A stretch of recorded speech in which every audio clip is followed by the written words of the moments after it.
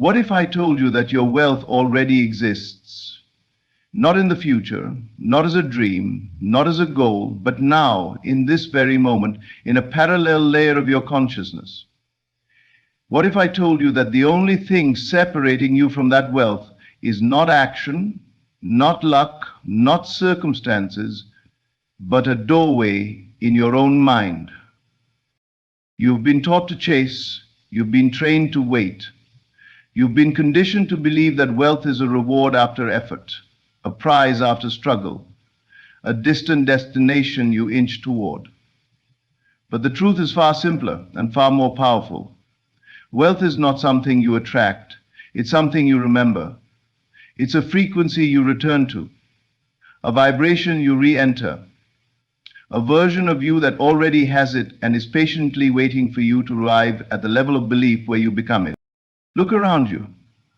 Everything you see began as a thought, cloaked in faith, energized by imagination, and stabilized through identity. Why should wealth be any different? There is a version of your life already in existence where you are not lacking, not struggling, not doubting. There is a timeline where you are whole, confident, fulfilled, and rich beyond measure. Your job is not to earn it. Your job is to tune into it. You are not a beggar at the door of opportunity. You are the architect of your experience. You are not waiting for wealth. Wealth is waiting for you to wake up and walk through the door of assumption. And that door is always open, but only visible to the eyes of belief. Let this be the moment where you stop asking and start receiving. Stop doubting and start declaring. The world may say you're not there yet, but your soul whispers you've already arrived. The world may show you your bank balance, your job title, your limitations, but your imagination sees overflowing abundance, creative freedom, and divine favor. Which reality will you serve? Which version of life will you make real through your awareness? You don't enter wealth through effort alone. You enter it through identity, through emotion, through embodiment. You think wealth is a number, but it's a state of being, a frequency, a declaration that says, I am wealthy now because I have chosen the reality where I am. And here is the paradox. The moment you believe you're already wealthy, the world begins to reflect it. Your energy shifts. Your decisions change, your posture aligns with power, your thoughts become magnetic, and like water rushing to fill a vacuum, wealth finds you. Not because you chased it, but because you became the version of you who already had it. Stop measuring wealth by what's in your hands. Start measuring it by what's in your mind. Because everything you see is a shadow of your beliefs. Upgrade the belief and you upgrade the life. This is not fantasy. This is law, and the law is simple. You become what you believe. You receive what you embody. You walk into what you assume. And if you dare to assume that your wealth already exists, you will feel the universe rearranging itself, not in years, not in decades, but in moments. So stand up in the spirit, look your old self in the eyes and say, it is done. Not because of evidence, but because of vision. Not because of logic, but because of faith. You are not stepping into wealth. You are stepping into the reality where wealth has always been yours. You are already home. The greatest deception you've been fed is that wealth is something you must run toward, chase after, or wait years to attain. But what if I told you wealth is not in the future? It's in the now, existing as a parallel reality. It is not created by effort alone, but accessed through awareness. The wealth you seek is already formed, finished, waiting in the realm of assumption. All things, including abundance, exist as finished states, timeless, complete, ready for you to choose. You are not poor because of circumstance. You are poor because you are still identifying with the version of you who lacks. You are not stuck because of the world. You are stuck because of the mental address you've memorized. Shift your awareness and you shift your life. You don't change the world by force. You enter the version of the world that already mirrors what you desire. Your wealth doesn't come from building something new. It comes from tuning into something eternal. Think of a radio. A song may be playing right now on 99.9 FM, but if your dial is stuck at 88.7, you won't hear it. That doesn't mean the song doesn't exist. It only means you're tuned to the wrong frequency.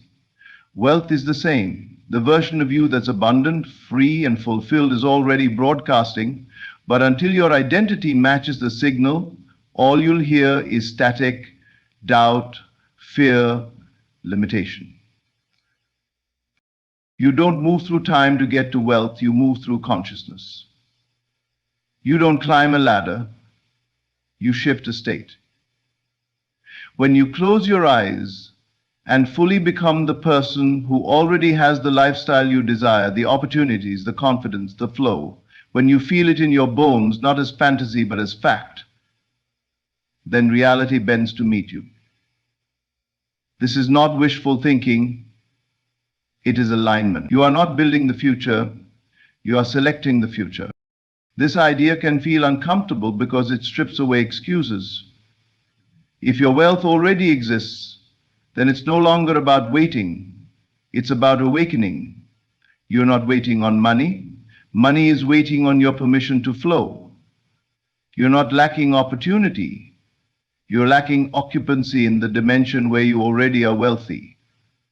All change begins within, not in the physical world.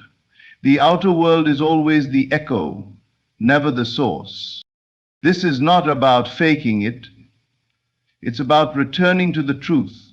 Deep inside, you've always known you were meant for more. That tug in your chest, the yearning that never goes away. It's not greed, it's memory. You're remembering the life that's always been yours, the one you're meant to return to. You can't want what doesn't already exist. You only desire what is already true somewhere within you. That's the evidence that it's real. So you must stop asking, when will I become wealthy? And begin asking, what version of me is already wealthy and how do I step into that self today? That question changes everything. You don't build your dream life like a house. You access it like a room. It was always there. You just weren't holding the right key. The key is belief. The door is imagination. And the destination is already finished. Imagination is not a childish escape from reality. It is the origin of all reality. Every empire, invention, and fortune began as an invisible thought that someone dared to treat as more real than the visible world around them. Imagination is the divine workshop where unseen things take shape, and when you understand its power, you stop looking outside for proof and start looking within for creation. Imagination is the gateway between the world you live in and the world you want to live in. Most people think wealth comes through strategy, effort, and timing. But the most magnetic force of abundance isn't hustle, it's vision. The clearer your mental image, the stronger your gravitational pull. When you see wealth vividly in your mind, when you feel it, move in it, celebrate it mentally, you're not just pretending. You're programming reality. You are placing an order with the universe that cannot return void. The secret is not to imagine once and forget. It's to dwell, to live in imagination so deeply and so consistently that it feels more real than what your senses tell you. That is not delusion, it is creation. Your outer life will always follow the pattern of your dominant inner image. Change the image and the experience must follow. Because reality, as you know it, is not solid, it's reflective. And imagination is the projector. So many people block their own wealth because they only use imagination to replay fears, relive regrets, and magnify doubt. But what if you use that same mental energy to pre-live your wealth? to rehearse confidence, to imagine the feeling of knowing that all your needs are met, your accounts are overflowing, your decisions come from overflow, not obligation. That version of you is available, but only when you spend time with them in the temple of imagination. Imagination is how you call things forth that are not seen. It is the womb of manifestation. Your current results are not a reflection of your worth, they are a reflection of your visions. And if your visions have been weak, scattered, or negative, now is the time to change the blueprint. Build the future in your mind, then let reality catch up. Close your eyes and create, not just with images, but with emotion. Don't just see money, feel what it's like to have choices. Don't just visualize the lifestyle, enter the experience. Let your heart taste it. Let your soul celebrate it. Because when you do, something invisible begins to shift. Reality takes orders from belief, and imagination is how you place those orders. You are not poor because of circumstances. You are poor because you haven't dared to imagine otherwise. That's not blame, that's power. Because the moment you begin to imagine boldly, consistently, emotionally, you tear open a portal between what is and what can be. And through that portal flows the wealth you thought was far away, but was always near. You have been taught to believe that wealth is something to be earned, that it lies in the future waiting for you at the end of some journey filled with struggle, effort, and long delays. But that's not how creation works. That's not how reality is formed. The truth is this: the wealth you desire already exists, not as a possibility, but as a present reality. It is already complete, already whole, already formed in the invisible realm. And you right now are either aligned with that version of your life or you are not. There is not just one version of reality. Life moves in layers, in dimensions, in states of being. There is a version of you that's struggling, just like there's a version of you that's thriving. The only difference between them is awareness. You don't become wealthy by slowly building toward it. You become wealthy by shifting into the self that already owns it. You don't climb a ladder to the future. You step into a frequency that's already here.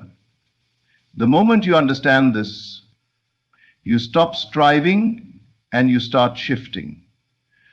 You see, wealth isn't something you attract. It's something you tune into.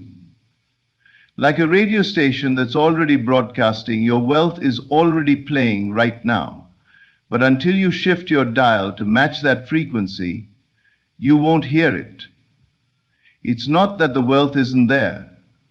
It's that you're not there. You're tuned to the channel of lack, scarcity, and waiting. And as long as you remain in that state, you can only experience what that station offers: frustration, worry, fear, and more waiting. But when you shift, when you move your awareness to the frequency of I already have, everything begins to bend. Life rearranges itself, not because the outer world suddenly changed, but because your inner state did. The outer world is a mirror. It can only reflect what you believe to be true. And if you live as if wealth is coming, you remain in the state of not having. But when you live as if wealth is here right now, you collapse the gap. You end the waiting. Stop thinking of wealth as something that has to happen to you. Start thinking of wealth as something you choose to step into. Every version of you already exists. The rich you, the powerful you, the abundant you. Your only task is to assume the state of that version and occupy it boldly. That is how reality shifts. Not from begging, but from becoming.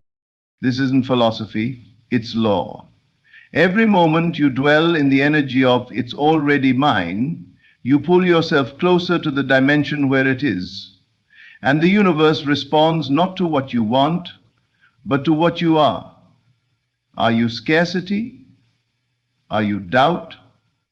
Or are you wealth in human form, already complete, already chosen, already walking in the fulfillment of the dream? You were never meant to wait. You are meant to wake up. You are meant to realize that time is an illusion and the future you think you must chase is just a state you haven't stepped into. Do not wait another day to feel rich. Feel it now. Think it now. Walk in it. You do not become rich by doing. You become rich by being. Before wealth manifests in your outer world, it must first be accepted in your inner self-concept. This is where most people fall short. They try to change circumstances while still wearing the old identity of someone who struggles, doubts, and feels unworthy. But the law is this: your outer world can never outperform your inner identity. It must obey it. Assumption is not about pretending, it is about embodying. You must begin to carry yourself as if you already are the person who has it all, not to impress the world, but to impress it upon your subconscious mind. You must speak as they speak, think as they think, move through life with their poise, their clarity, their faith. This is not arrogance. This is alignment. It is the spiritual technology of stepping into a higher version of yourself and allowing reality to bend to your belief. The moment you assume a new identity, the past loses its grip. You stop arguing for your limitations. You stop saying, "I can't afford this," or "that's too expensive." You stop telling the story of poverty and lack. And instead you begin to think from the place of abundance, not about it, from it. You don't imagine being rich as some far-off vision. You imagine from it as if it is already true. Because once it feels normal, once it feels familiar, the world must reflect it back to you. This is not magic. It's the mechanics of creation. You are always being someone. You are always living from a certain concept of yourself. So why not deliberately choose the version of you that is wealthy, secure, confident, and full of ease? That version already exists. It's waiting for you to claim it. And the way you claim it is by stepping into its skin and wearing it like your own. What does the wealthy version of you believe when problems arise? What do they prioritize? How do they walk into a room? What kind of thoughts fill their mind? You must rehearse that version of yourself until it becomes your new normal. You don't become rich by waiting for evidence. You become rich by acting from the knowing that it's already done. When you do that, everything begins to shift. There is a reason affirmations often fail. They are spoken from the wrong identity. You cannot say, "I am rich," from the energy of lack and expect wealth to come. It's not the words that matter, it's the identity speaking them. When your assumption is pure, when you truly feel that you are the version who already has it, your tone changes. Your silence becomes powerful. And your energy starts attracting everything that belongs to that identity. So begin now. Every moment is a stage. Every thought is a costume change. Walk through your day as the version of you that already received everything you've been praying for. Don't wait for life to crown you. Crown yourself in the unseen, and life will follow suit. That is the path of assumption. That is the secret doorway into wealth. If thought creates the blueprint, then emotion is the power that builds the house. Emotion is not a passive feeling, it is a force, a current, a divine fuel that attracts or repels. When you combine imagination with elevated emotion, gratitude, certainty, confidence, joy, you create a magnetic field that draws your desire from the invisible realm into physical form. Emotion is not optional, it is the very engine of manifestation. Many people imagine their wealth, but they do it coldly. They rehearse images of money in the bank, houses by the ocean, a lifestyle of freedom, but without feeling, without inner conviction, without the rich emotional atmosphere of "I already have it." And because they imagine without emotion, nothing changes. Universe responds to energy, not empty pictures.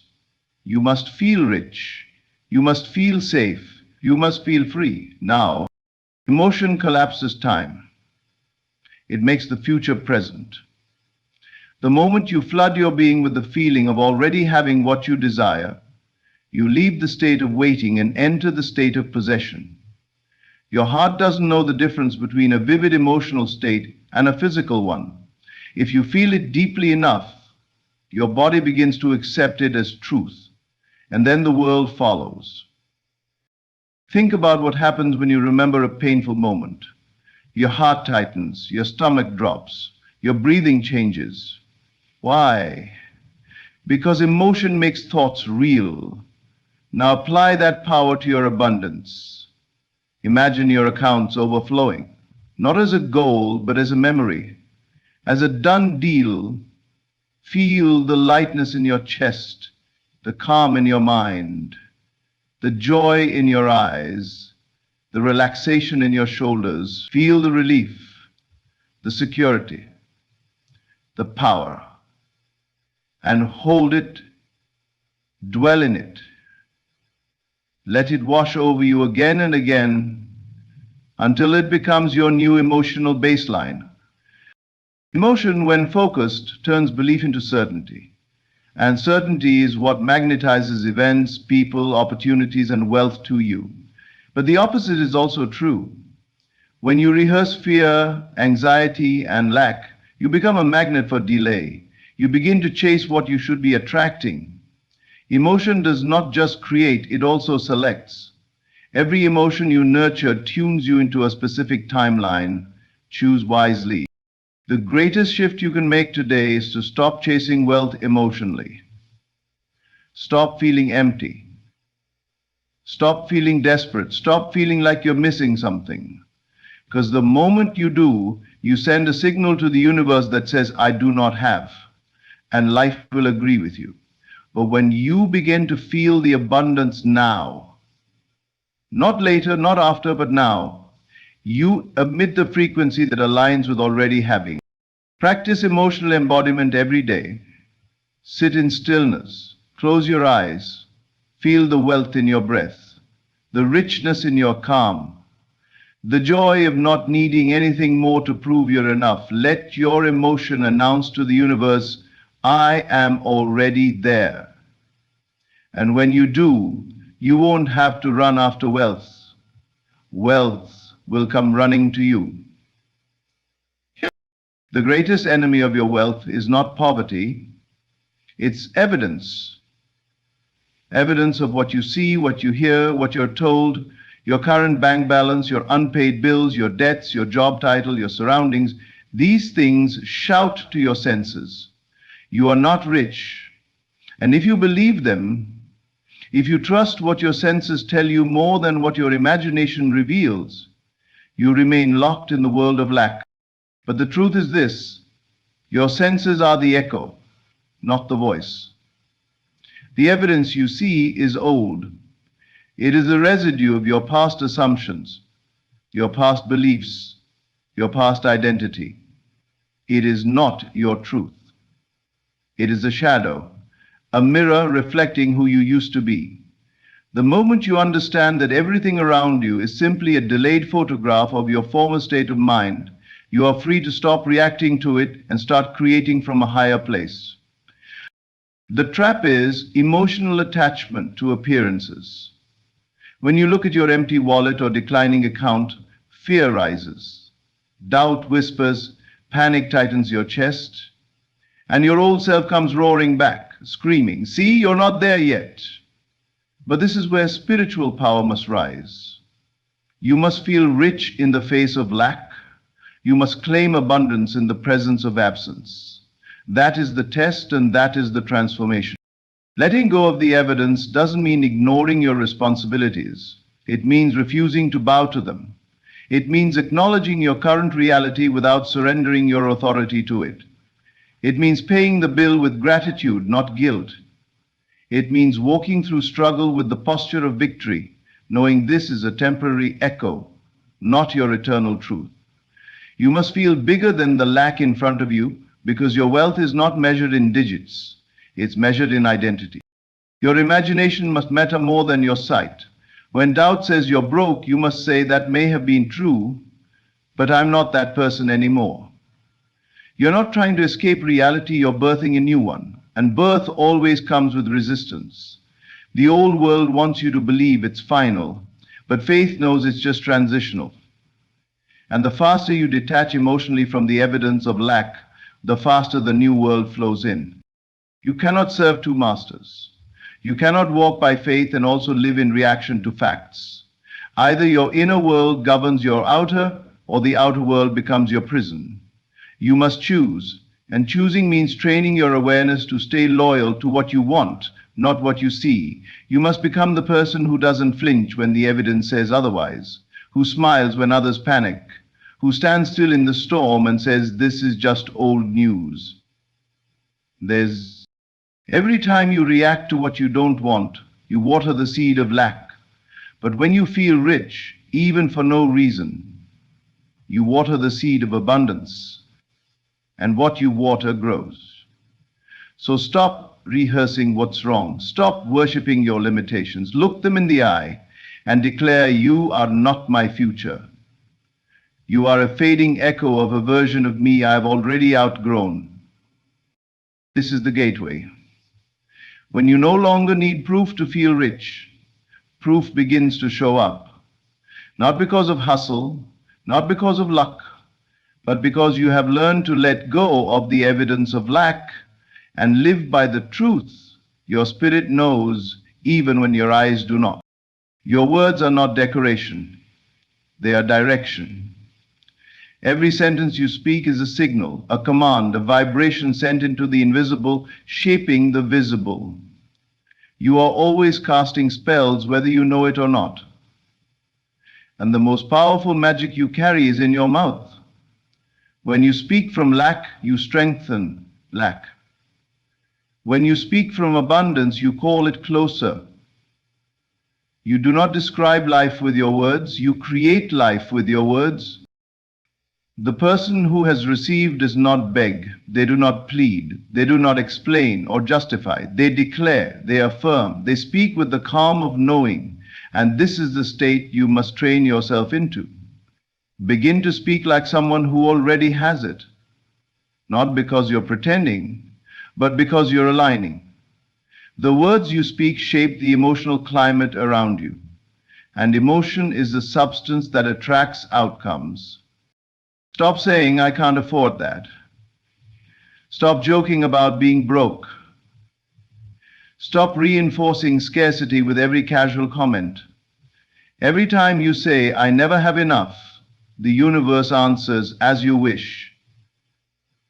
The words you repeat become the prayers you don't realize you're making. You're not being funny, you're being creative.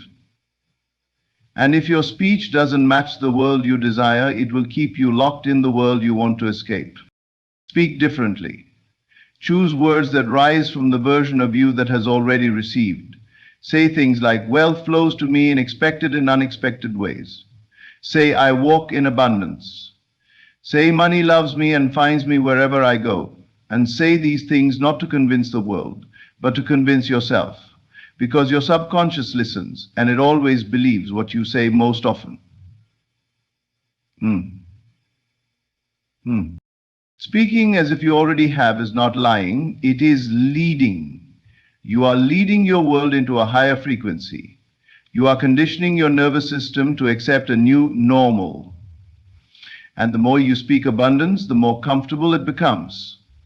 It's not about faking, it's about training. You are teaching your inner world to recognize wealth not as a miracle, but as a standard. Even in private moments, be careful. Your private voice creates your public reality. If you constantly talk about struggle, even in secret, it becomes your default vibration. But when you talk like someone who's already blessed, even in silence, you rise. Your energy lifts, your posture changes, and the universe has no choice but to obey the new script. You were given speech not just for communication, but for creation. Your words are seeds. Plant wisely. Don't curse your finances with every complaint. Bless your future with declarations of what already belongs to you. Walk into the next room with the energy of someone who just received the news of a massive blessing and speak from that place. Because the world does not give you what you want, it gives you what you are willing to claim with authority. When your words carry the weight of belief, they become bridges between the unseen and the seen. And every time you open your mouth, you either push wealth away or welcome it in. Choose speech that serves your destiny. You do not need to be perfect. You do not need to believe every second of the day, but you must be persistent. The difference between those who manifest wealth and those who stay in lack is not talent, timing, or intelligence. It's consistency. The state you dwell in becomes the life you walk in. And if you desire lasting wealth, you must learn to stay in the state of wealth long enough for it to become your default reality. The state you enter is like soil. Your thoughts and feelings are the seeds. But most people plant the seed of abundance and dig it up the next morning to check if it's growing. They shift from faith to fear, from belief to doubt, from wealth to worry. And with every shift, they cancel their own creation. They start and stop, build and destroy, never realizing that persistence is the only bridge between the unseen and the seen. Your job is not to make wealth happen. Your job is to maintain the atmosphere of already having it. Think of a thermostat. Once you set it, the entire system works to match the temperature you chose. But what happens if you keep changing the setting every few minutes? The system never stabilizes. That's how many people live. Emotionally unstable, mentally inconsistent, spiritually undecided. You must choose your wealth, step into it and stay there. This doesn't mean you won't have moments of doubt. You will. But the secret is to return. Every time fear knocks, you gently step back into the state of the fulfilled version of you. You re-enter the awareness of it is done. You affirm, visualize, feel, and walk with that version of you until it becomes natural, until it no longer feels like hope, but memory. At first, this may feel uncomfortable. Your mind will protest. The world will test your resolve. Old patterns will beg for your attention. But you are no longer living according to the rules of the outer world. You are living by the laws of spirit. And the law of spirit is this: the inner world is cause, the outer world is effect. You stay faithful to the cause, and the effect must come. The state of wealth must become your emotional home, the place you return to not once but daily. When you wake up, step into it. When fear creeps in, step into it. When bills arrive, step into it. When opportunities delay, still step into it. Make wealth your dwelling place, not your weekend visit, because the longer you stay in the state, the more real it becomes. And what becomes real inside must reflect outside. This is how reality changes. Not in one dramatic moment, but through sustained alignment, through inner loyalty to the version of you that already has what you desire. And when that version becomes your dominant state, you no longer chase wealth, you are wealth. And the world rushes to catch up with the truth you've decided to embody. So now you stand at the threshold, not of a new opportunity, but of a new reality. A reality where wealth is no longer a hope or a goal, but a state of being. You've heard the truth. Your wealth already exists. It's not hiding. It's not distant. It's not waiting on the economy, your job, or some stroke of luck. It's waiting on you. Waiting for your mind to rise, your belief to deepen, your identity to shift. The world will still ask you to prove your worth. It will still tempt you to worship appearances. But you are not like the rest. You've chosen to walk by vision, not sight, by faith, not facts. You've chosen to enter the reality where you are already wealthy, not by force but by frequency, not by grinding but by graceful alignment. Remember, wealth is not something you achieve, it's someone you become. And that version of you is already alive, already prepared, already victorious. Step into that self. Live from that state. Think, speak, and move as if it's already yours. Because it is. The moment you stop asking, stop doubting, stop waiting, and instead become the one who already has it, life responds, doors open, resources appear, the right people, ideas, and solutions gather around your new identity. Why? Because reality has no choice but to obey the one who refuses to break character. So, walk forward now, not in fear, but in fullness. Not as a seeker, but as the owner of a truth that cannot be undone. Your wealth already exists, and now so do you, inside the reality where it's yours.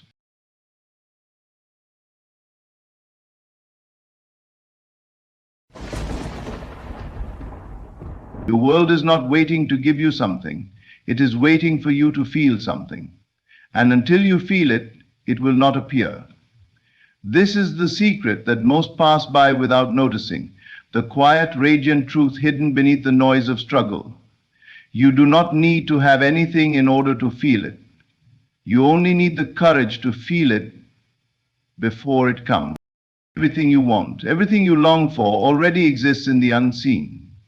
It is not something to be earned, chased, or begged for. It is something to be assumed. When you walk with the secret, you realize that the external world is only a reflection of the inner world. You stop chasing and start embodying. You begin to understand that the bridge to your desire is not built with effort, but with feeling. To act as if is to carry a divine knowing within you, one that contradicts appearances but aligns with truth. It is the bold declaration of your soul that says, I already am. Not because the outer world says so, but because your inner world has decided it. And the outer world must eventually conform. You see, desire is not placed in your heart to torment you. It is placed there because it is already yours. But the door is locked until you learn to feel, until you live in the emotional state of already having what you seek. Not someday, not when conditions change. Right now, this moment. You walk, breathe, and think from the end, not toward it. You dwell in the feeling of being cherished. You don't beg for success. You walk as one who already knows what it means to be abundant. The mind is the sculptor of reality, and feeling is the tool it uses. If you feel lack, you create lack. If you feel fulfilled, the universe responds with reflection. The secret is not hard. It is not hidden in rituals or complexity. It is simple. But only the bold apply it, because it demands faith in the unseen and loyalty to the unseen self. When you close your eyes and breathe in the feeling of already being who you wish to be, something sacred begins to move. You awaken a force that shapes the formless. You begin to radiate the energy of your future self. And that energy pulls the manifestation into form. You become magnetic to what was once distant. Not because you begged, but because you aligned. Not because you wished, but because you felt. And the world, it starts to shift. Subtly at first. A conversation here, an opportunity there, a door that was always locked suddenly opens. You're no longer confused because you understand the law. You're no longer desperate because you've stepped into peace.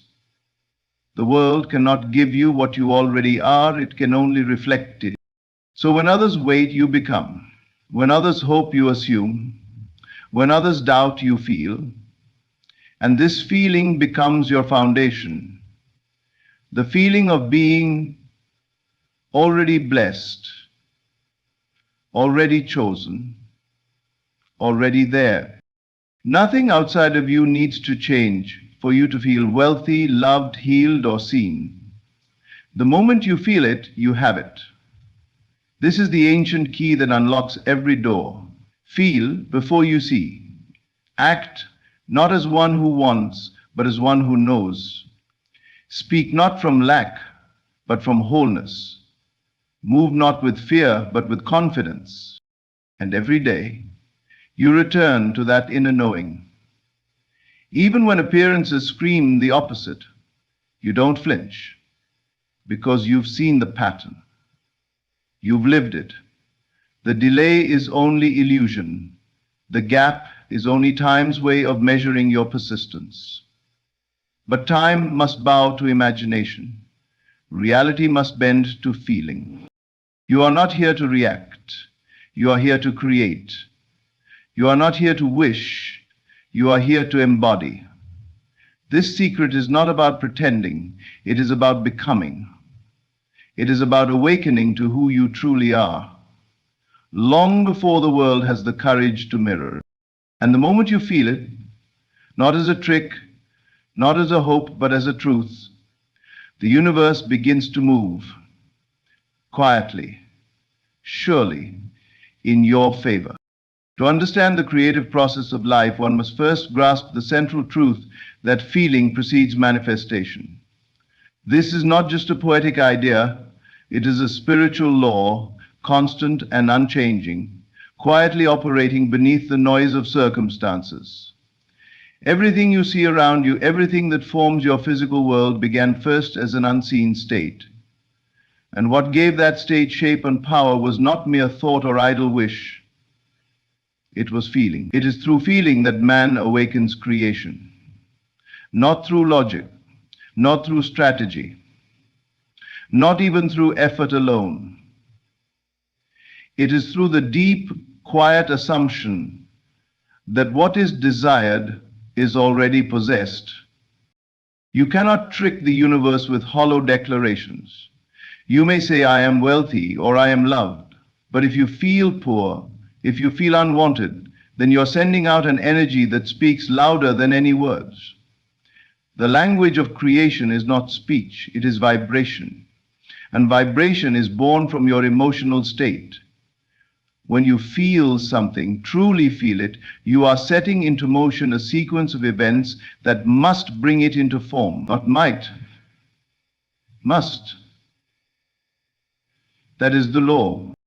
This is why the world does not respond to what you ask for, it responds to who you are being in each moment. And who you are being is defined by what you are feeling. If you feel small, then life will reflect back circumstances that confirm that belief.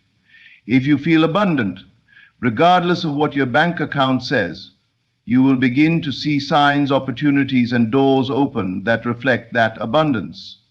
The feeling is the key that unlocks the invisible to become visible. And this is where most fail, not because they do not desire strongly enough, but because they do not feel deeply enough. They wait for the outer world to give them a reason to feel successful, to feel beautiful, to feel worthy. But this is a reversal of the truth. Life does not move from outside in, it moves from inside out. To feel successful when you see no success is not delusion, it is alignment. It is daring to live from a higher truth than what the senses report. This is not about pretending. It is about entering the state of being that matches your desire. To pretend is to play a role temporarily. To feel is to become it. And once you become something internally, you no longer question whether or not it is real. You know it. You feel it in your breath, in your posture, in your thoughts. It begins to flavor every word you speak, every decision you make. This inner change begins to attract outer change, not through magic, but through divine law. So many people try to change their lives by rearranging external pieces. They switch jobs, move cities, cut ties, start over, and yet the same patterns keep repeating. Why? Because the feeling remained the same. You cannot escape a state by changing scenery. You must change the energy you dwell in. When you learn to master the art of feeling the end, feeling the fulfillment, everything else becomes effortless. The struggle ceases not because life gets easier, but because you are no longer fighting against the current. You are flowing with it. Feeling is not weakness. Feeling is the fuel of creation. When you feel something as real, your subconscious accepts it as truth. And the subconscious, being the builder of reality, sets out to express that truth in form. It does not argue, it does not question, it simply creates what it is impressed with. And the impression is made through repeated, sincere feeling. If you wish to change your world, do not begin with action. Begin with inner alignment. Sit in stillness and ask yourself, what would it feel like if I already had what I desire? Not what would I do, but what would I feel? That feeling is your portal. That feeling is your secret access to the unseen realm of answered prayers. You must learn to dwell in that state, to carry it with you like a cloak. At first it may feel unnatural. Your senses may mock you. The world may laugh at your certainty. But do not be moved. The world is slow to catch up, but it always does. Just as the fruit follows the seed, your outer world will eventually bloom with the colors of your inner conviction. Do not underestimate small, consistent feelings. A single moment of deep, unwavering faith carries more power than 1,000 hours of forced action. When you truly feel that you are already healed, already free, already abundant, you no longer need to strive. You begin to rest, not in laziness, but in trust. This rest is not inaction. It is the highest form of activity because it moves mountains without effort, it attracts without chasing, it builds without burden. And understand this, there is no feeling that is off limits to you. No matter your past, your pain, your story, you can reach into the invisible and claim any state you choose. You can choose love over bitterness, peace over chaos, joy over fear. And once chosen, you can feel it. And once you feel it, you've already planted the seed. The harvest is inevitable. It may come through unexpected paths, but it will come. When you walk through your days as if your desire is already real, something in you changes. You stop begging and start believing. You stop hoping and start knowing. And that knowing becomes the atmosphere in which miracles are born. It becomes the silent whisper to the universe that you are ready, not because you said it, but because you felt it. Living from the end is not a metaphor. It is the foundational shift that separates the dreamers from the creators, the hopeful from the fulfilled. It is the quiet internal act of stepping into the reality of your desire before it has taken shape in the physical world. When you live from the end, you are no longer seeking, no longer wishing, you are embodying. You become the version of yourself who already has what you long for. And in doing so, you collapse the distance between where you are and where you want to be. This is the secret that transforms longing into reality.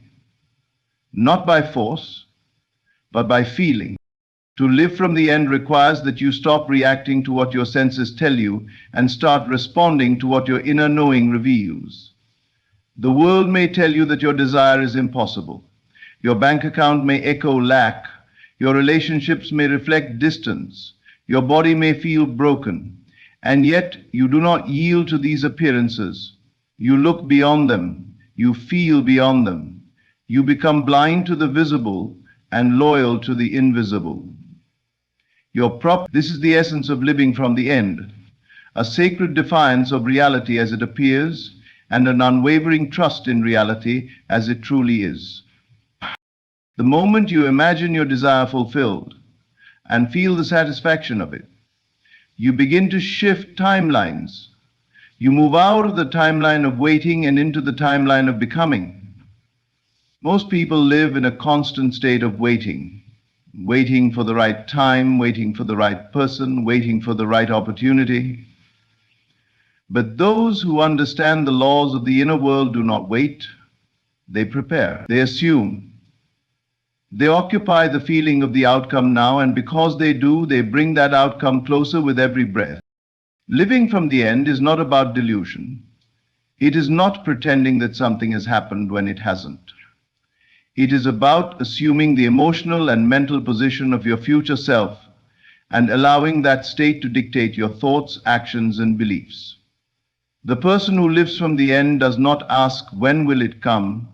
They move through life as if it already has. They speak differently, walk differently, make decisions from a place of inner security. And this inner shift sends signals to the universe that rearrange the outer conditions to match. It is not easy at first. The world around you will tempt you to return to the old self, the self who reacts, who doubts, who fears. You will be pulled by habits, emotions, memories. But you must be stronger than your environment. You must remind yourself daily, sometimes hourly, that your job is not to fix the outside. It is to remain fixed in your inner assumption. The outer will reflect the inner, but only after the inner is established with persistence and faith. Imagine this: if someone gave you undeniable proof that your dream was going to come true in exactly 30 days, how would you live today? Would you panic, doubt, fear, or would you relax, trust, and begin to prepare? You would likely feel peaceful, excited, confident. That is the emotional state of the end. And the irony is, if you can access that state now without the proof becomes unnecessary because reality has no choice but to conform to it. This is the divine paradox. You must act as though it already is in order for it to become. Most wait for the outer world to give them permission to feel joy, but true creators do not need permission. They give themselves access to the end through their imagination. And imagination, when fused with emotion, becomes creation. Not tomorrow, not eventually, now.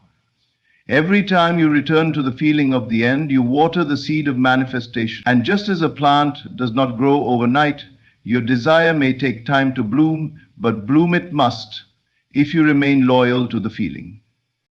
Living from the end also means letting go of needing to control the how.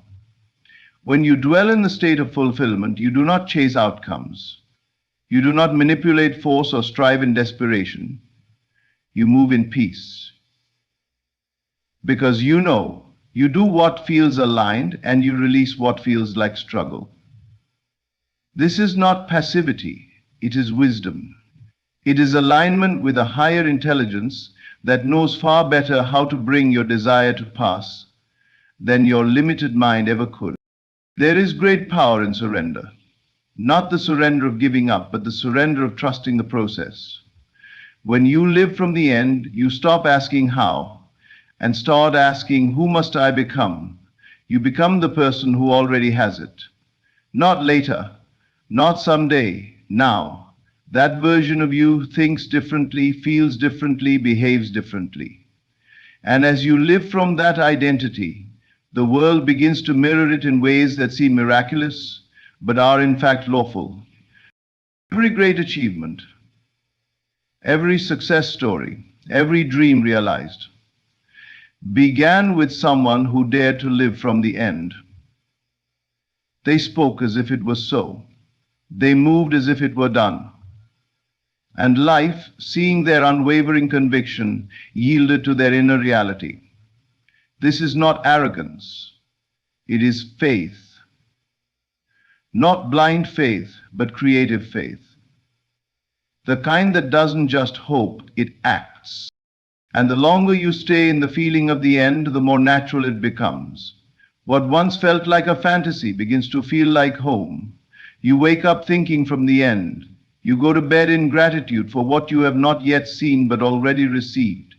And that inner climate becomes the soil in which the seeds of your desire take root and flourish. Your outer world, must match the vibration you live in consistently. That is law. It cannot be otherwise. When the desire arises, it is not to torment you. It is a divine invitation to rise into a new identity, to step into the version of you who already has it. And the moment you accept that invitation and begin to feel the joy, the peace, the fulfillment of it, you begin to live from the end. The line between the present and the future blurs. Time bends, circumstances shift, people appear, resources come, not because you chased them, but because you became magnetic to them through your inner assumption. The presence of a true desire in your heart is not random. It is not a cruel temptation sent to taunt you, nor is it a signal of lack. It is evidence, divine, undeniable evidence, that what you long for already belongs to you in another realm. You would not crave something so deeply, so intimately, unless it was already yours in the unseen. The desire itself is proof of possession, not of distance. It is the whisper of your higher self reminding you that what you seek is already within reach. The problem is not that you don't have it. The problem is that you haven't yet felt its reality. Every desire that arises from your spirit is wrapped in sacred intention. You were not meant to suppress it, ignore it, or bury it in the soil of doubt. You were meant to water it with belief and allow it to unfold. You were meant to embrace it, not as a future event, but as a present reality that simply hasn't shown up in your physical space yet. The timing of the external means nothing to the truth of the internal. What matters is not whether you can see it yet. What matters is whether you can feel it now. When a desire stirs within you, it's not a signal to chase or struggle. It's a signal to become still and align, to match the frequency of what is already yours by stepping into the emotional atmosphere of having. The mistake most people make is believing that because something is not yet visible, it is not yet real. But that is a lie whispered by the senses. The senses do not create, they only report. Your imagination, your inner vision, your feeling, that is what creates. If you have a vision of a fulfilled life, a healed body, a beautiful relationship, or a purposeful career, and that vision comes with a sense of certainty, excitement, or longing, then it is yours. That feeling is not random. That emotional pull is not meaningless. It is the thread between dimensions, a connection between your current state and the reality waiting to emerge. But to cross the bridge between the seen and unseen, you must learn to honor the desire as if it is already fulfilled. You must respect the desire enough to feel its truth. Too often we deny our desires because we've been taught that wanting too much is dangerous, selfish, or unrealistic. But the truth is, your desire is a form of divine instruction. It's not your enemy, it's your compass. The key is to recognize that the moment you become aware of a true desire, you are simultaneously given the means to manifest it, not through effort alone, but through alignment, through feeling, through assumption. You do not need to beg the universe for what you already possess. You only need to assume the posture of the one who has it. When a person walks with a sense of destiny, the world takes notice. When they speak with the conviction of someone who knows their desire is theirs, doors open. This is not arrogance. It is spiritual clarity. It is the quiet confidence of someone who knows the unseen is more real than what their eyes behold. Think of the countless dreams that die in silence, not because they were impossible, but because someone failed to recognize that the desire itself was proof. They waited for confirmation from the world, not knowing that the world was waiting for confirmation from them. Your external life does not lead your inner life. Your inner life leads your outer. When you feel the reality of your desire and move from that feeling, the outer world reconfigures to match your new state. The truth is, desire only torments those who ignore it.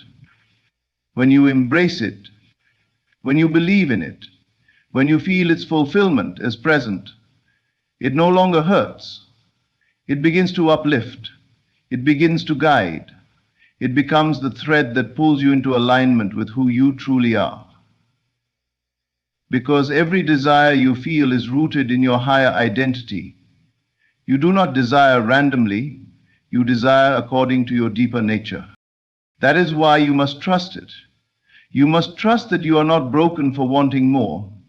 You are not greedy for seeking beauty, peace, love, or expansion. You are responding to an inner signal from a version of yourself that already exists, a version that is calling you home, a version that is not asking for your permission to exist, but your participation.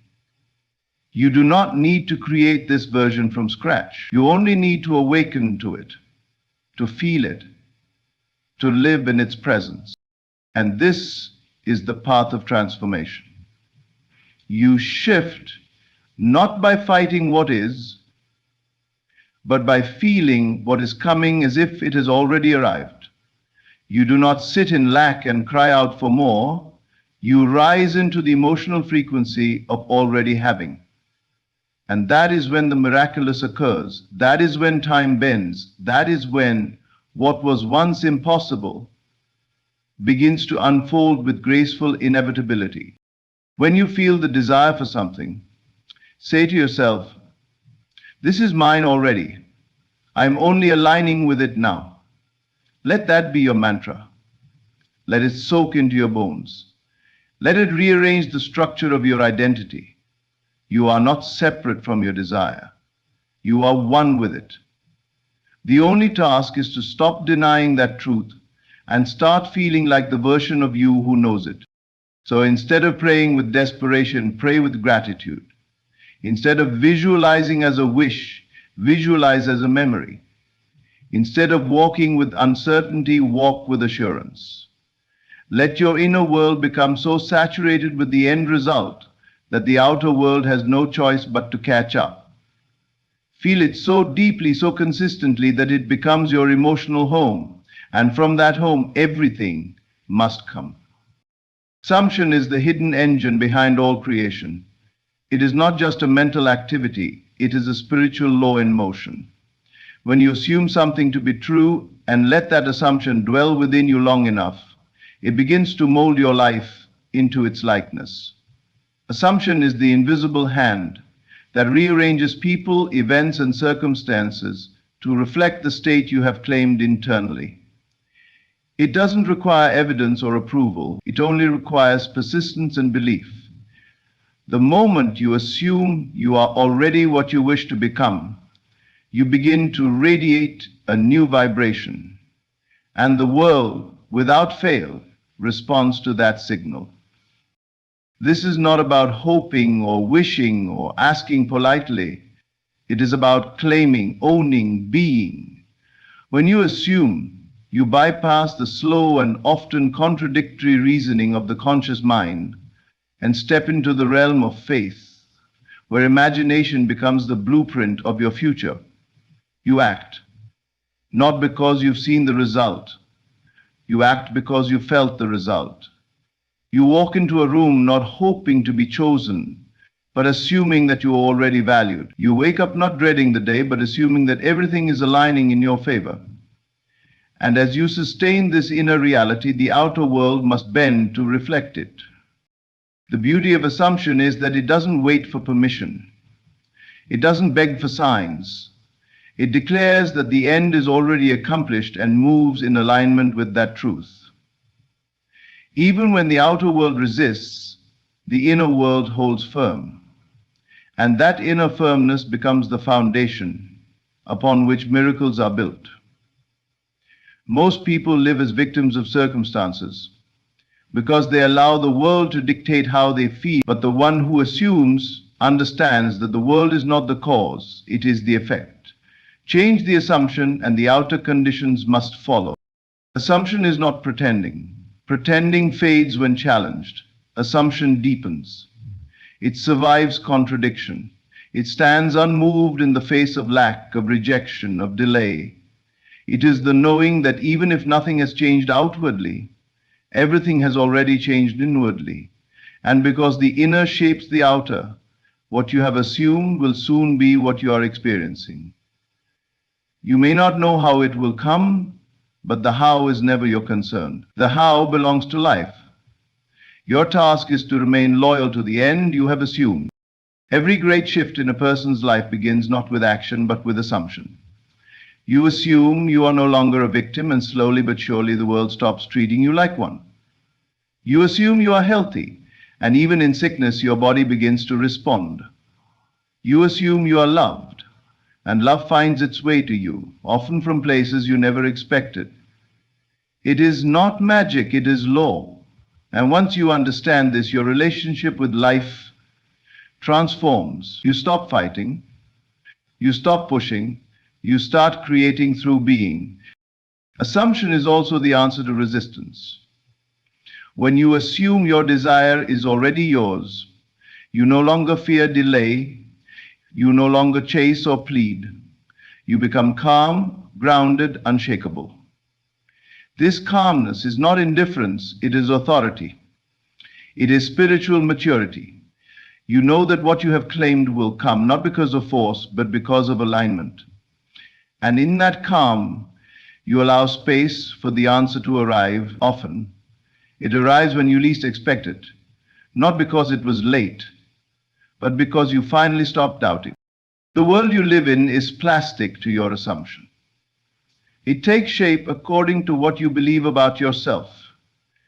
If you assume you are unworthy, life will reflect that. If you assume you are chosen, doors will open that others cannot even see. The difference between one person's reality and another's is not always in talent or background or effort, but in assumption. The inner claim becomes the outer form. The inner decision becomes the external destiny. So the question is not what do I want, but what am I assuming? Because your current assumption is your current creation. And if you don't like what you see, you don't need to fix the outside, you need to upgrade the assumption. Begin to see yourself not as someone trying to become, but as someone who is. Not as someone reaching, but as someone already living the outcome. Speak from that place, think from that place, move from that place. Even when no one else believes it, your assumption will speak louder than their doubts.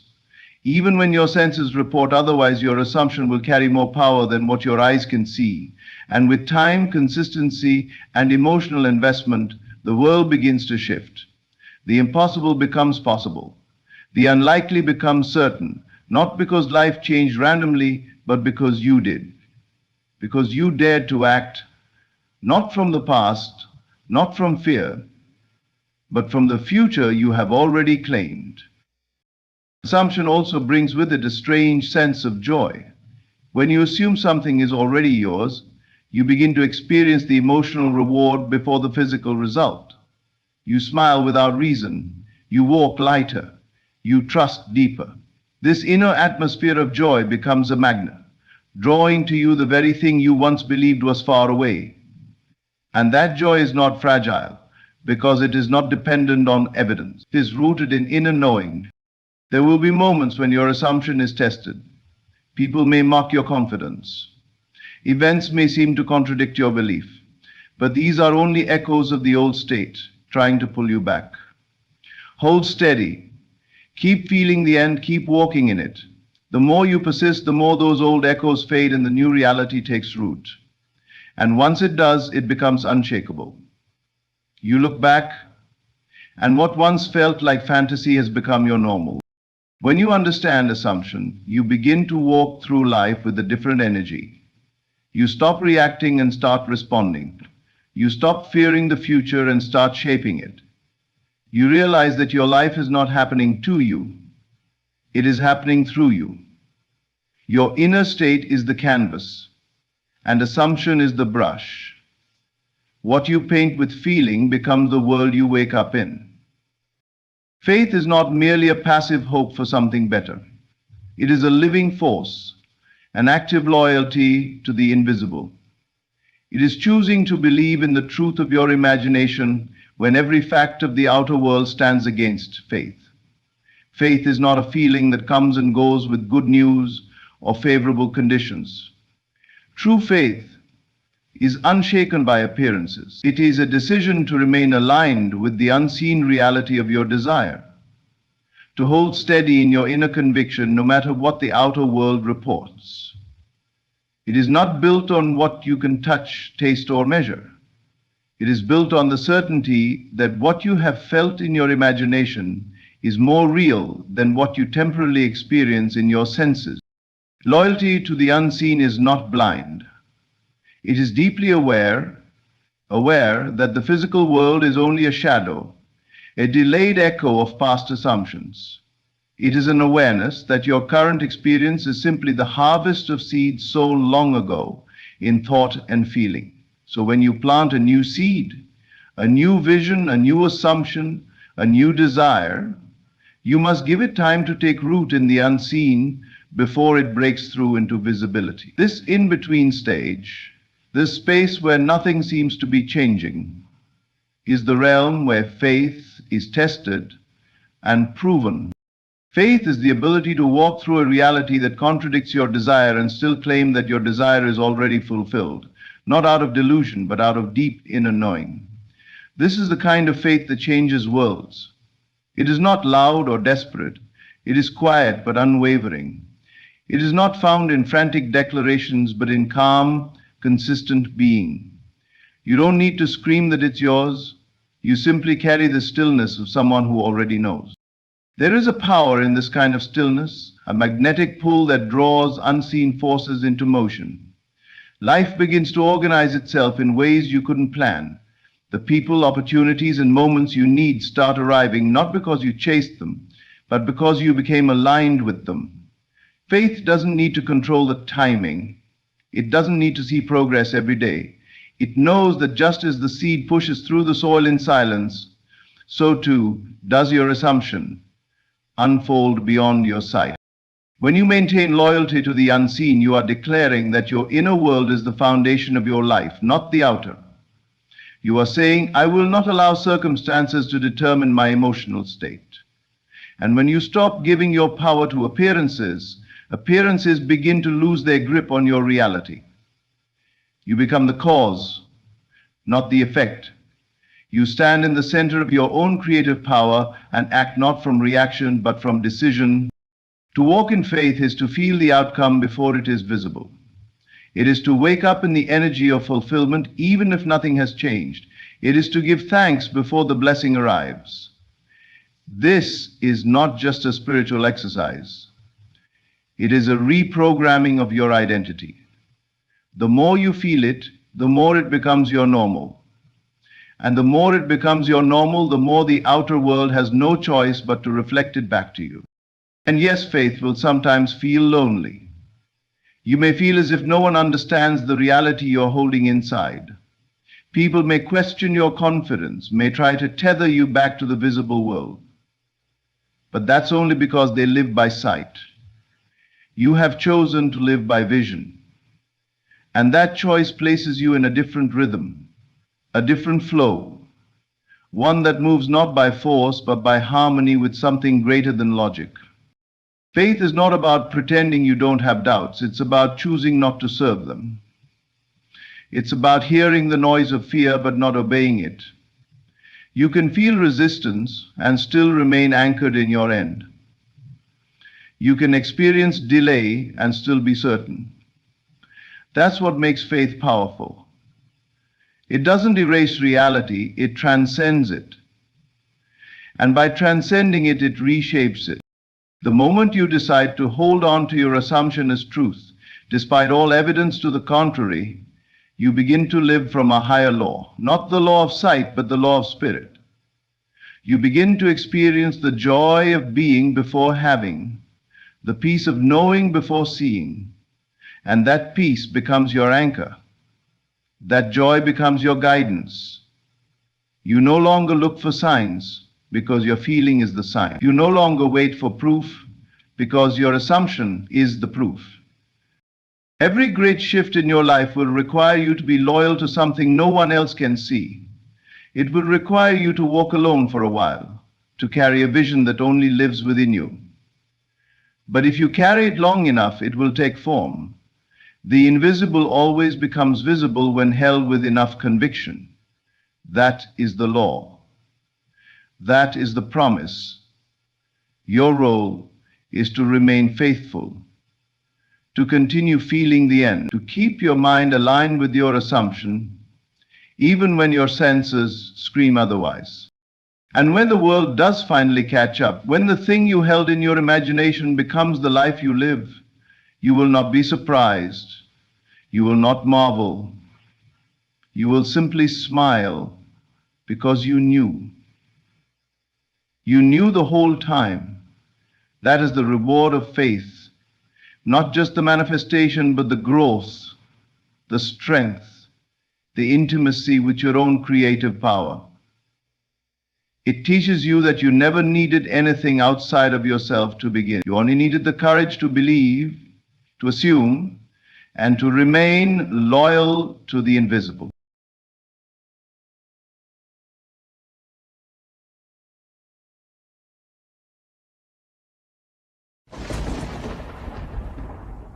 Everything begins in the imagination. Every circumstance, every person, every event in your life, whether glorious or tragic, was once only an image in the mind. To act as though you are the person you wish to become is not to pretend. It is not a game. It is the secret doorway through which you re-enter the reality you have already created within. You are not begging life to give you what you want. You are not hoping that the external world will eventually agree to your desires. No, you are commanding reality through inner conviction. When you desire something, you are not instructed to go out and work to change the world. You are instructed to assume the state of the wish fulfilled, to dwell in it, to feel it, to live in it so fully within that the external must bow and conform. There is no power greater than the feeling of being. If you want love, you must feel loved. If you want abundance, you must feel abundant. If you want healing, you must feel whole. Your assumption, sustained, becomes your reality. Do not ask how it will happen. The how belongs to the infinite intelligence that governs all things. Your task is to enter the state, to abide in it faithfully, to make it more real to you in consciousness than anything your senses report. Imagine waking up tomorrow and everything you ever desired was yours. How would you walk? How would you talk? What energy would emanate from your being? Begin now to act from that state. Do not wait for the outer world to give you permission. You give yourself permission. You are the operant power. When you sit quietly and close your eyes, you are entering the creative workshop of the soul.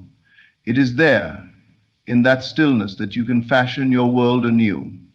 See yourself already in possession of your desire. Feel the thrill of its accomplishment. Do not say, "One day I will be," for that is to place your desire in the future. Say instead, "I am," and then act accordingly. Life will mirror you back precisely what you believe to be true about yourself. If you carry a deep inner conviction that you are unwanted, life will confirm it. If you feel you are forgotten, you will find circumstances that reflect that belief. But if you dare to believe that you are chosen, blessed, favored, and destined, life will rearrange itself to support that inner truth.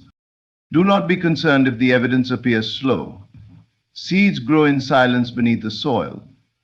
Your job is to keep the soil fertile, your imagination rich, your emotions aligned, your faith unwavering. Each time you return to the feeling of your desire fulfilled, you are watering the seed. Keep doing it until the harvest must come. This is not about pretending. It is about shifting identity. If you desire to be wealthy, You must no longer identify with lack. If you wish to be loved, you must no longer identify with rejection. You are not fixing the old you. You are stepping into the new you. You are not becoming, you already are. And that difference is everything. Live from the end, not toward it. Speak as if you already are.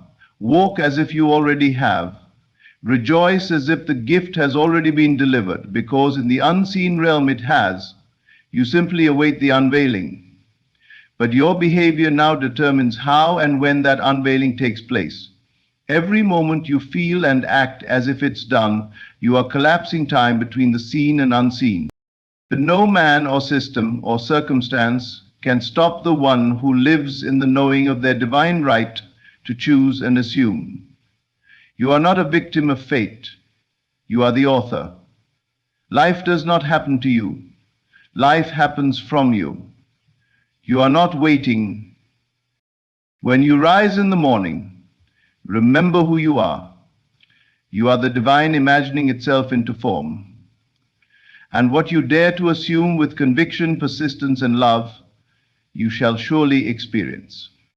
To assume the feeling of the wish fulfilled is to step into the world you long for as if it already exists. Not in the distant future, not when circumstances agree, but now, this very moment. It is not enough to merely think about what you want. Thought alone has no power unless it is emotionally charged. The real creative force is feeling. You must feel yourself into the reality you desire.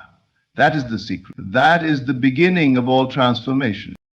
When you imagine something without conviction, it remains an idle dream. But when you enter into that dream with the emotional certainty that it is already true, it begins to take root in your world. You are not instructed to wait patiently for signs, nor are you told to fix the outer world before you can receive. You are told to go within and assume the state. It is within this inner act of assumption that everything begins. This is not a passive stance. This is the most powerful act a human being can take, one that defies logic and breaks through limitation. To assume means to take something upon yourself. When you assume the feeling of the wish fulfilled, you carry that feeling as though it were a coat you wear, as though it clings to your skin and walks with you. You feel the joy, the peace, the gratitude, the relief that you would feel if your desire were already true. And you refuse to leave that state. No matter what your senses tell you, this is where most people falter. They allow the outer world to dictate their state. They say, I will feel rich when I have more money, or I will feel loved when someone chooses me. But that is not the creative process, that is reaction. The true creative process begins with causation. The feeling comes first. Then the world conforms. You do not wait for the evidence. You generate the inner proof, and life, being obedient to your consciousness, shapes itself to reflect your internal knowing. Now, how do you cultivate this feeling when everything around you suggests the opposite? You must withdraw your attention from appearances, not to deny them, but to refuse them the power to determine your inner world. If you are lonely and you want to feel loved, then go within and dwell in a scene where you are embraced, wanted, cherished. Feel the softness of the touch, the warmth of the smile, the tenderness of the voice that says, I see you, I choose you, I love you. Remain in that scene, not once, but again and again, until it becomes more real to you than your present loneliness. That is assuming the feeling. That is planting the seed. The world may mock you. Your mind may resist. Your senses may scream that you are delusional. But your persistence in the assumption is what determines the outcome. Do not be disheartened by delays.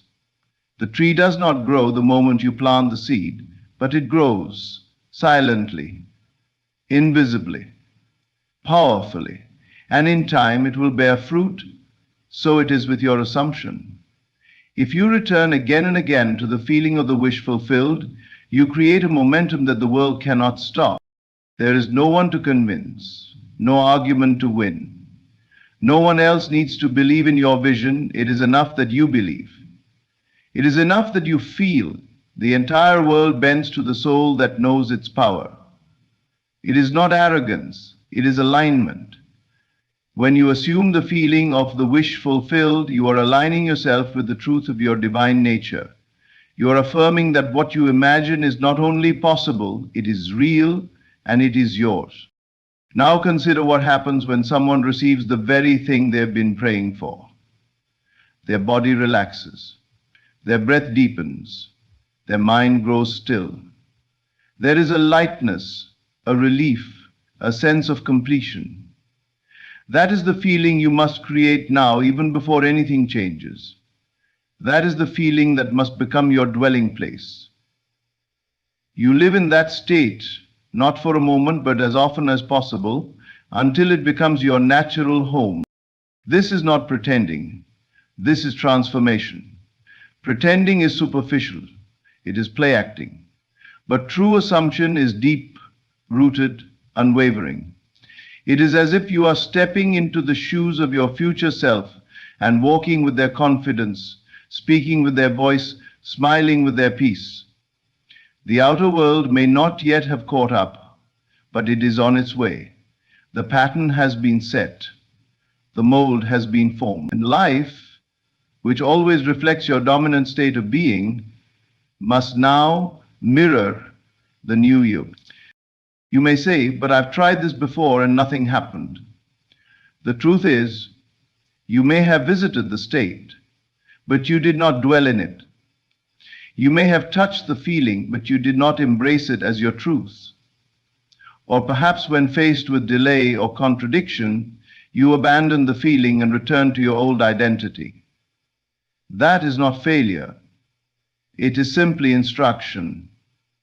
It tells you to persist, to deepen, to return more boldly to the state desired.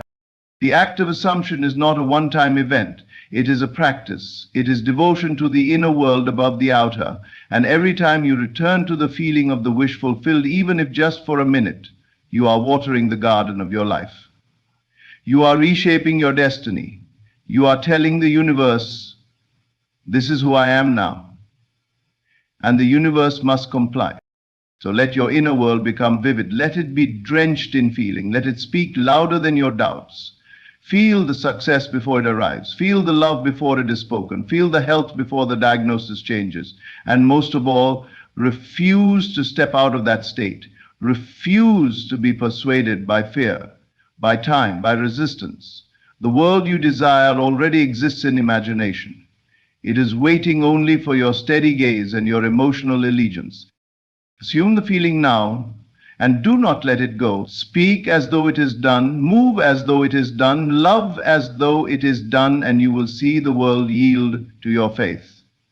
Not because you begged or chased, but because you dared to believe and to feel that it was already yours. Your imagination is not a place of fantasy. It is the very womb of creation. Everything you see, everything you touch, everything that has ever appeared in your world began first in the unseen realm of thought, shaped by feeling and given form by sustained attention. There is no separation between the inner and outer worlds. The outer is merely the shadow of the inner, and your imagination is the divine faculty through which you mold that shadow. To understand the true nature of imagination is to awaken to your creative authority. Most people live as if the world happens to them, unaware that they are the ones authoring the story through the images they consistently hold in mind. They repeat cycles not because fate demands it, but because they continue to imagine the same outcomes, the same failures, the same limitations. Your imagination is not idle. It is always at work. The question is not whether you are imagining, but what you are imagining.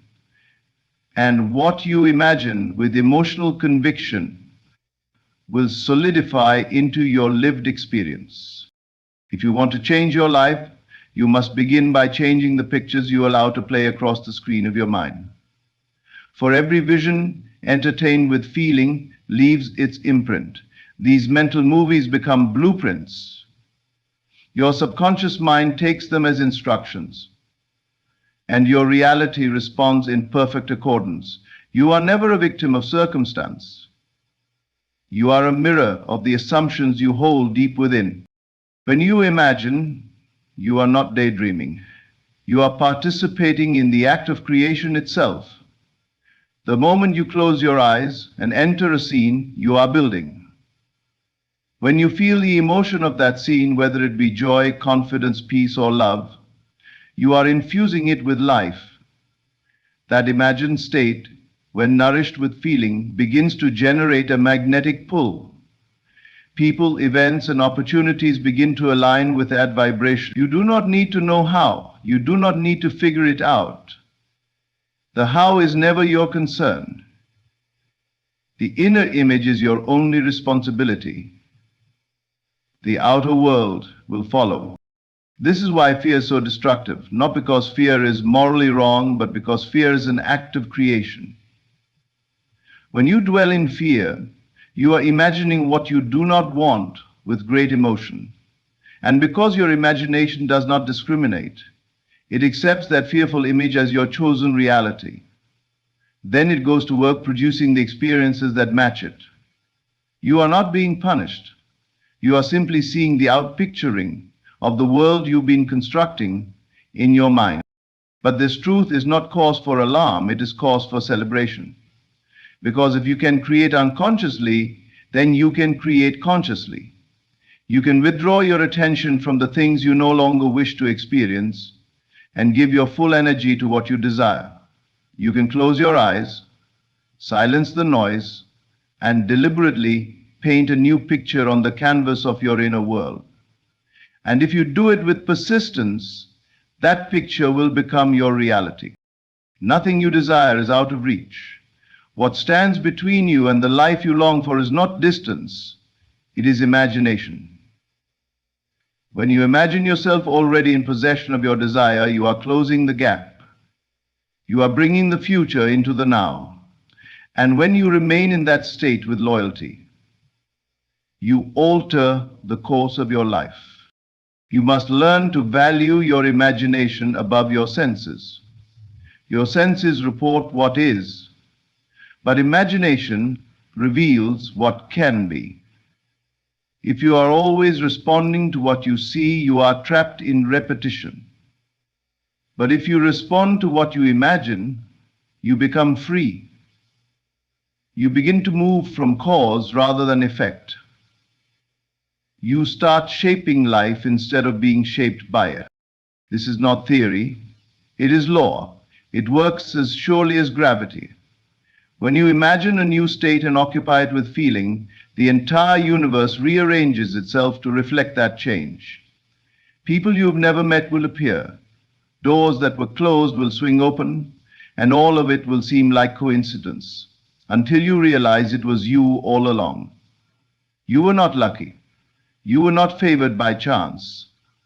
You were aligned with your imagination. But alignment requires discipline. It requires you to return again and again to the scene of your fulfilled desire. It requires you to turn away from doubt and external contradiction and dwell in the inner world with faith. That is the work. That is the challenge. But it is also the path to freedom. You may say it's hard to believe when everything looks the opposite, and that is exactly why imagination is so vital. Imagination is not for when things are easy. It is for when things are difficult. It is the bridge between the current reality and the one you desire.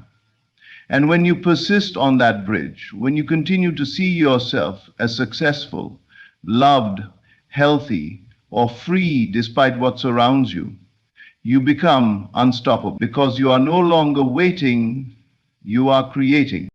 There is no power in heaven or earth that can deny the one who masters the inner world. Not because the world will always cooperate, but because the creative force within you is greater than any opposition. And that force is imagination. When you feel it, when you trust it, when you surrender to it, you will discover a truth that changes everything.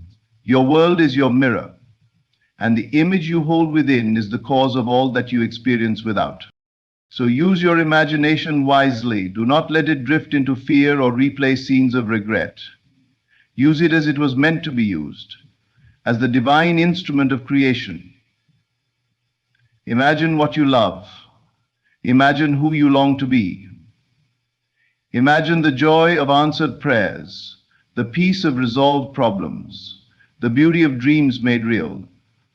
And feel it not as a wish, but as a fact. Let that feeling grow in you until it becomes the only truth you know.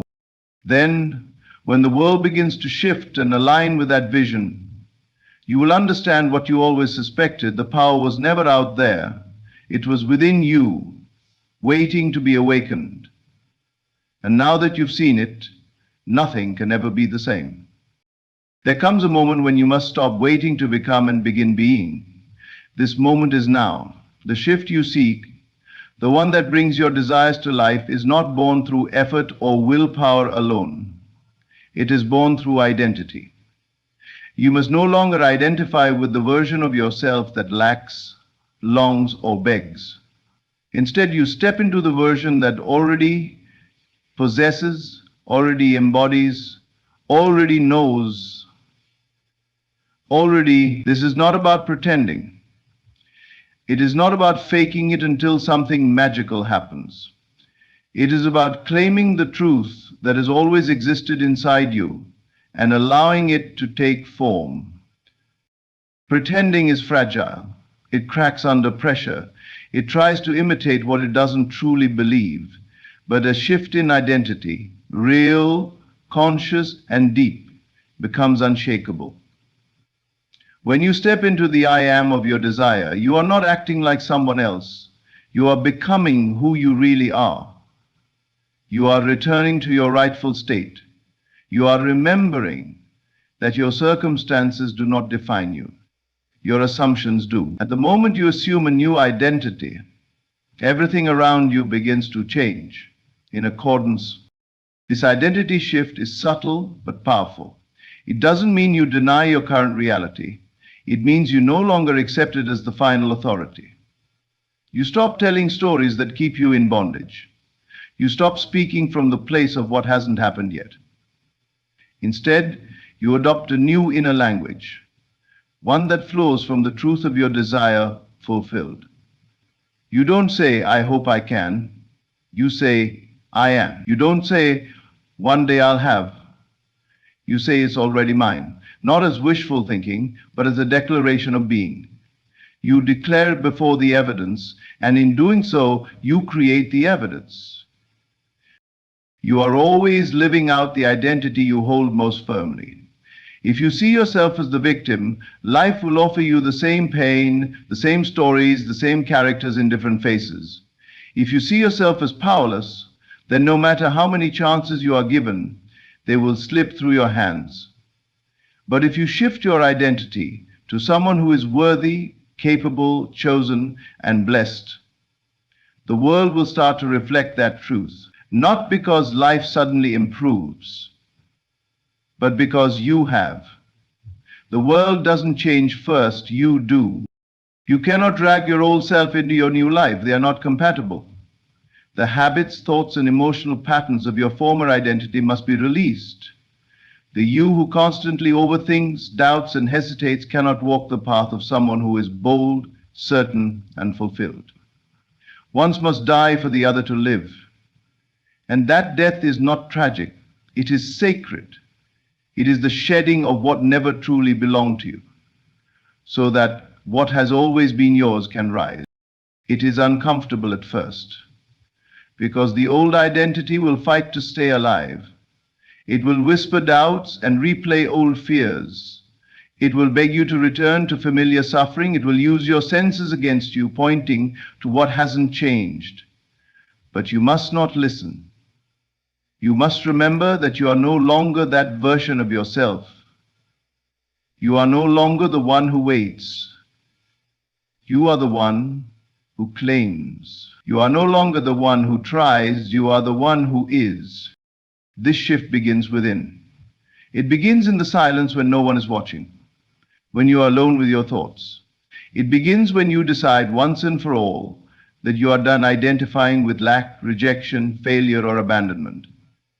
It begins when you say to yourself, I no longer carry the story that I am unwanted. I no longer live by the belief that I must earn love or prove my worth. I am already who I was seeking to become. And you let that truth sink in, not as a concept, but as a feeling, a knowing, a way of being. Once you adopt this new identity, your actions naturally follow. You do not have to force behavior, it flows from being. The person who sees themselves as confident does not try to be confident. They simply are. The person who knows they are loved does not chase validation. They radiate love. The person who believes they are blessed does not strive in desperation. They move in gratitude. When you change who you are at the core, you change everything. But this shift requires consistency. You cannot visit this new identity and expect permanence. You must dwell in it. You must return to it every day, especially when it feels foreign. You must catch yourself when the old self tries to reclaim its place. And you must gently but firmly say, that is not who I am anymore. Every time you do, you strengthen the foundation of your new reality. Every time you affirm your new identity, you breathe life into it. Let your imagination support this shift. Visualize yourself already living the life you desire. See it not as a fantasy, but as a reflection of your true self. Walk as that person, speak as that person, make decisions from that state. Ask yourself, how would I move if I already had it? What would I say if it was already done? How would I respond if I truly believed this was mine? Then act from that place, even if only in small ways. Each step you take in alignment with your new identity builds the bridge to your manifestation. This is not acting in the superficial sense. It is acting from the truth of your new state. It is embodiment. It is stepping into alignment with your soul's desire and refusing to be pulled back into the prison of your past. You are not waiting to become. You are choosing to be, and the world will rise to meet you in that choice. You are not asking for permission. You are giving yourself permission to live as the person you've always been, underneath the layers of fear, doubt, and conditioning. That version of you is not a distant dream. It is the truest you. And when you begin to honor that version, when you live from it daily, the world begins to echo it back, not through magic, but through the natural law that who you are determines what you see. So make the shift. Let go of the old skin. Lay down the stories that no longer serve you. Step into the identity that already holds your desire and walk in it. Breathe in it. Stand tall in it. Because you do not become what you want, you become what you assume. And when you assume the identity of the person who already has what you seek, you will no longer seek, you will know you will be, and all things will come to you, not as a reward, but as a reflection of the truth you finally chose to live. The path to manifestation is not paved with frantic action, constant effort, or desperate striving. It is paved with stillness, faith, and persistence. The world teaches you that you must hustle, force, and manipulate to get what you want. But the law of creation does not respond to effort. It responds to assumption. It does not move because you are busy. It moves because you are certain. The most powerful creative force in existence is not physical labor. It is unwavering inner conviction. And that conviction is made known through your persistence in faith. Faith is not passive. It is not weak. It is not idle hoping. Faith is an active force. It is the ability to remain in the state of your desire fulfilled, even when nothing around you validates that decision. It is the quiet refusal to be swayed by appearances. Faith holds the vision when reality mocks it. Faith walks forward when every step seems uncertain, trusting not in external outcomes, but in the inner knowing that what has been assumed must be expressed. The moment you assume a state and accept it as true, the law of life begins to operate. Invisible currents move, people, places, and situations begin shifting, but often there is no immediate sign. There may be no trumpet, no signal, no breakthrough. That's when most people give up. They assume their prayer was ignored, their vision denied. But what they fail to understand is that the process has already begun. The delay is not denial, it is gestation. It is the invisible unfolding of your chosen reality. The wise do not demand instant proof. They understand the nature of seed time and harvest. When you plant a seed, you do not dig it up every hour to check if it's growing. You water it, you protect it, you believe in the process. So it is with the assumption of your desire. Once planted in imagination, your task is not to question, but to remain faithful. Your job is not to force the outcome, but to persist in the state. Persistence does not mean effort. It means alignment. It means returning again and again to the feeling of the wish fulfilled. It means refusing to be persuaded by temporary appearances. Even when fear knocks, even when doubt whispers, you stay anchored in your inner reality. You do not wrestle with the world. You rest in your assumption. That is strength. That is true power. The mistake most people make is becoming obsessed with the external. They watch for signs, analyze delays, compare their journey to others, but the outer world is only a reflection. It cannot lead. It must follow. If you look to it for proof, you are surrendering your authority.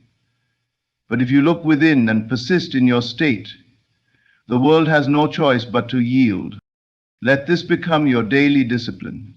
Before you rise in the morning, return to your state. Before you speak to the world, speak to yourself in the language of your new identity.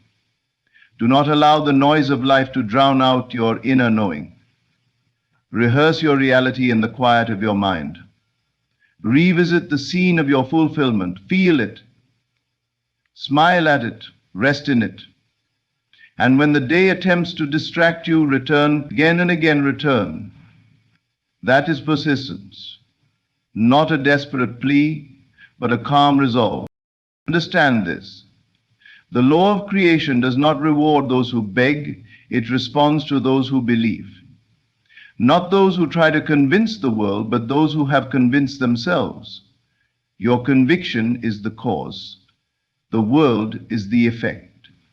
And when you become more loyal to the feeling within than the facts without, you become magnetic, not by doing more. The deeper your faith, the less you chase. The stronger your assumption, the more you attract. The one who persists in the inner state becomes a magnet for the outer manifestation. This is not philosophy, it is law. You are not asking life to change. You are assuming it already has, and then living as though it is so. That gap between the assumption and the appearance may stretch, but your role remains the same. Stay faithful. Stay in the feeling. Stay in the vision. This is where so many fail.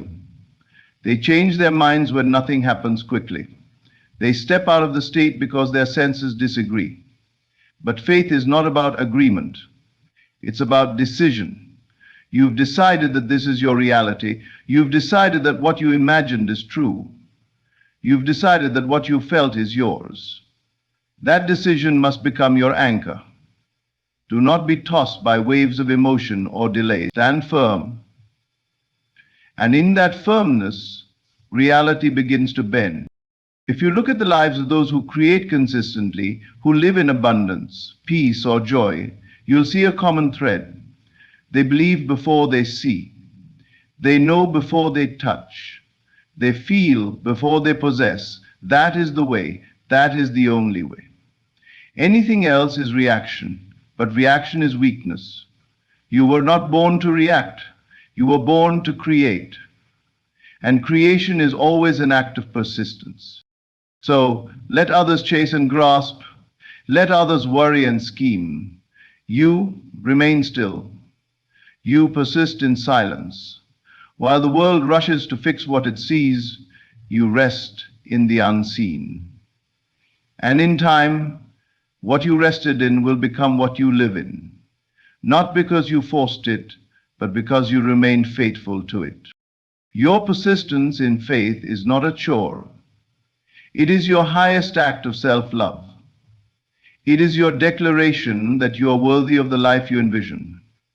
It is your testament that what you desire is not fantasy, it is your rightful inheritance.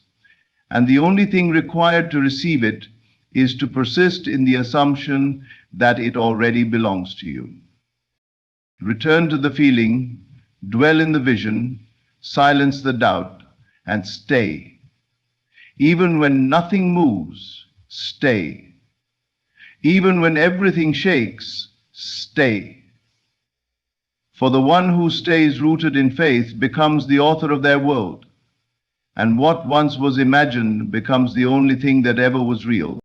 The law of reflection governs your life far more than you realize. You may think you're responding to circumstances, reacting to people, adapting to what the world gives you. But the truth is far more profound. The world is responding to you. Every event, every interaction, every twist of fate is a mirror held up to your internal state. What you believe to be true about yourself is reflected back to you with stunning precision, not to punish you, but to show you who you are being. You are not looking out at reality. You are looking into a mirror, and that mirror does not lie. It shows you what you accept as true, what you feel as fact, what you assume with feeling. If you believe the world is cold, unloving, and hard, it will show up that way. If you feel unworthy, you will find people who reflect that belief by overlooking, dismissing, or mistreating you. If you feel abundant, supported, and favored, those conditions will also find their way into your experience. Life is not arbitrary. It is exact, it is ordered. And it always gives you a reflection of yourself. This law is both humbling and empowering. Humbling because it shows you that much of your pain was never inflicted by others, it was echoed by others. Echoed from the self-image you held beneath the surface. Empowering because if you change that inner image, the echo must also change. You do not need to beg life to treat you differently. You only need to change who you are being. Not in your outer personality, but in your inner conviction. The shift begins with awareness. Begin to observe your world not as a place of random events, but as a reflection of your beliefs. Ask yourself, what must I be assuming for this to keep happening? What version of me keeps attracting these circumstances? And when you find the answer, you are not meant to feel shame. You are meant to awaken. To realize that if your assumptions created this reality, then new assumptions can create a new one. The mirror does not argue, it does not judge, it does not have favorites. It reflects. That's all it does. And it does it perfectly. If you look into it expecting love and carry deep resentment or self-doubt, it cannot lie to you. It will reflect your doubts. Not to mock you, but to show you what you are carrying. And once you see it, you can release it.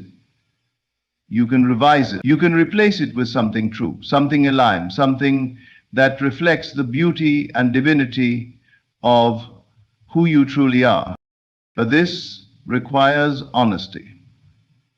You must be willing to take responsibility for your inner world. You must stop blaming others for what you have the power to change. That doesn't mean what others did was right. It means that holding on to a reflection of pain keeps you bound to it. The only way to break free is to shift your state, to look into the mirror with a new image, a healed image, a powerful image, a true image. And what is that image? It is the you that knows they are loved, worthy, and whole. It is the you that no longer needs to prove anything. It is the you that remembers your identity is not formed by what others said, but by what you accept. This version of you does not beg for change.